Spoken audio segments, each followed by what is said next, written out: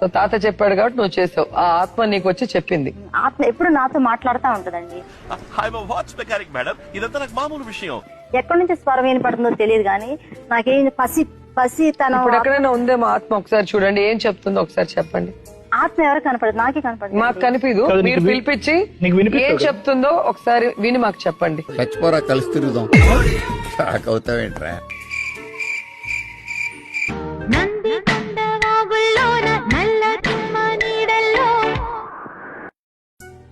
ఏం చెప్తుందంటే ఈ సృష్టిని కాపాడమంటారు. అతనిలో ఏంటో అతని కళ్ళలో చక్రాలు, అతని కళ్ళల్లో కళ్ళు పెట్టి లోతుగా చూశాడండి. అదే మేడం మేము పిలిస్తే మీ ఇద్దరు కళ్ళల్లో చక్రాలు అలా లాగేసుకునేటివి, మరి ఎందుకు ఇంత దూరంగా ఉన్నారు? ఎవరు దేవకన్యలు? నేనండి, మాది దేవకన్య వంశం మేడం. మీ అమ్మకి తెలుసు కదా మీరు దేవకన్యలు, మీరు బయట నుంచి దిగి వచ్చారని. అమ్మ కూడా తెలియదండి. మీకే ఈ మధ్యలో తెలిసిందా? మాకు కూడా వాళ్ళు కూడా బయట పడలా. తాత నాకు చెప్పాడు. ఎప్పుడు చెప్పాడు? ఎప్పుడు చెప్తాడు, రోజు కనిపిస్తాడు మేడం.